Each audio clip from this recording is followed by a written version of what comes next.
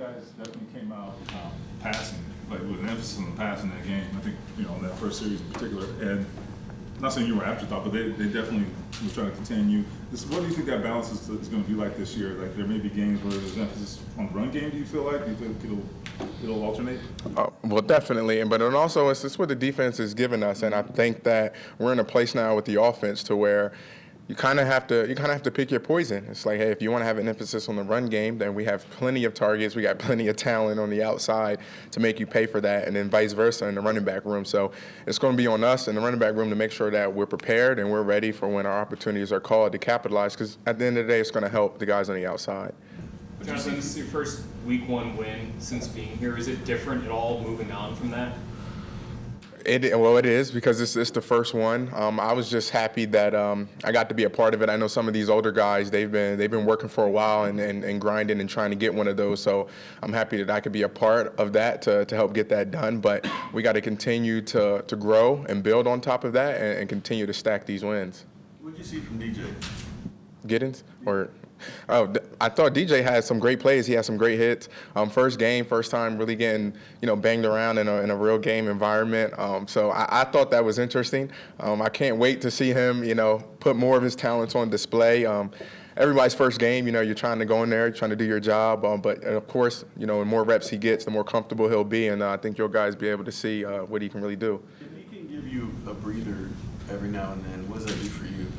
It just keeps everybody fresh. I mean, if you have someone like DJ Giddens, I mean, I know you guys have probably seen his game tape, but fresh DJ Giddens, I mean, he's dangerous, he's lethal. So if you're able to go back and forth like that, it almost gives the defense no rest. Sometimes you might think a guy comes out, defense can get a rest, but that's not what we want to do here. We want to make sure there's no drop off. It's the same high level of elite play. Coming here, Daniel Jones, obviously, there's expectations. There might be people that, okay, looked at where you were last stop and compare it to the new stop. So how do you see him just kind of navigate a new opportunity without, I guess, carrying all the old stuff? I think it's almost like the next play mentality. It's like, okay, it's a new year, it's a new season.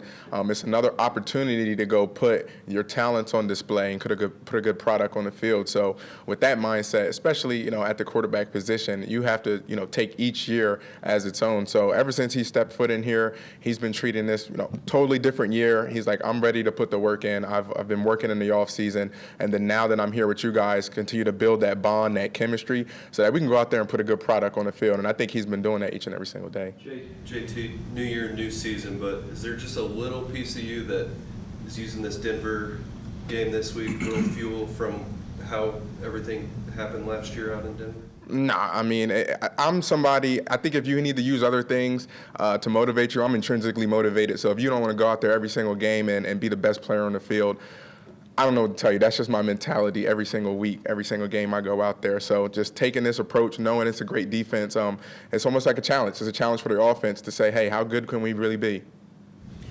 On Sunday, it looked like you really stood out in pass protection. Do you feel like you've kind of turned a corner there, or has there been anything different that looks like it reached such a high level? Definitely with the communication, just all being on the same page, definitely being able to understand what looks they're bringing and being on the same page, especially with the center. A lot of times guys can show one thing, as we go through cadence, they rotate and they change into something else. So being all in tune with the different looks that we can get and being on the communication with the guys up front and being able to pick up anything that the defense may show us is something that we take great pride in. Given how much Miami blitzed, is that pretty impressive that Tanner was able to kind of keep everyone on the same page in his third career start, fourth career start? It was, but I mean, of course, when you got those Wisconsin guys that come in here, they come in pro ready, and that's just been a kind of a theme, I think, with guys coming in here from the University of Wisconsin. But yeah, ever since last year, though, I mean, you guys saw flashes of it when he had to step in, that he did a really good job. So now having a full off season to kind of really take the reins, I think he'll still be able to grow. And as he sees more looks and, more defenses start throwing more things at him, it's just going to add to his toolbox. So part of that is Daniel, too, though, because you've played with Matt Ryan and Phillip. Like, is he kind of reminiscent of getting guys organized in that way? Definitely. That was kind of something that I first noticed when I got here with, when DJ first got here was, you know, he's been around for a while, so he's seen some defenses. He's seen a lot of defenses. So when you have a quarterback that kind of understands there's not a whole ton of new things that he hasn't seen before, it's kind of easy to, once he understands our protection scheme, to say, hey, let's get into these different protections in order to make sure that we're protected. So I thought that was pretty cool to see that he came in, grasped our system very well, and then was able to utilize that at a high level. JT, do you think you had any close calls for some big games last year? Obviously, the run game was just a little bit slow getting started in general. Definitely, we'll still be able to continue to grow, but there were some. There's always going to be some every game you wish that you had back, or maybe you wish maybe I took a step here rather than here. But those guys did a heck of a job last week up front, creating some lanes. We'll continue to grow. Like I said, a tough opportunity this week, but that's where the challenge is. That's where the chase is how good can we be, you know, with another good front coming in here. No, thank you. No, I mean, when my number's called to drop, I mean, I'm looking to try and get a pick. So it's hard to try and catch a quarterback off guard when you're 6'7". But you know, I mean, one of these days, it's gonna come to me, or you know, off of a tip ball, just having a good heads up play. So I mean, I know it's gonna come someday. It's like Dion, they're avoiding you, man. Exactly. What's the closest you've come so far? How close have you come? Like, what's the closest you've come? I've come pretty close. The last time I came close to a pick was 2023 against Cleveland. It was a screenplay they tried to do, and I housed it over and I dove for the ball, and it barely touched. I barely touched the ground. Yeah, and I thought I had a pick. And right before the game, I was like, the only stat I don't have is a pick. And that happened, and the ball hit the ground. Like as I was diving for it, I was like, I was heartbroken. The second-year quarterbacks like Bo Nix, for example, like so often they take either a step forward or maybe they regress a little bit because defenses start to learn their tendencies. What do you think is the difference in those quarterbacks who are able to take a step forward? Because obviously you've seen a lot of guys like that. Yeah. You know, the difference with those quarterbacks is, I mean, I just feel like they're continuing to improve their game. They know, they come into this season knowing that defenses probably, know their tendencies when they drop back or certain things that they do, and they self-scout throughout the offseason. I feel like they do a good job with, continuing to hide those tendencies, you know what I'm saying, and continue to build. So I feel like that would probably be I'm not a quarterback guy, but I'm sure, I do the same thing for myself, you know what I mean? So I feel like any great player is going to do that throughout the offseason and see what they can improve on, and that's what the great ones do. I'm sure not every game will be just like that one, but can you tell, like, when Lou is cooking, when, like, every button he's pressing is working, like, what's that like? Yeah, man, it's a lot of fun. Going out there and knowing that every call is executing, being executed at a high level. He's got a good feel for the game, and not just, waiting to determine something. I feel like there's times where throughout the game where he's dictating them to, check the certain plays that we know they're going to check too. You know what I mean? He's anticipating it and putting us in position to make plays. Samson's sack. You're blocked by a tight end. Yeah. And he kind of side blocks you, and then Achane has eyes on you, but as soon as you get in there, like Achane's head turns. Yeah.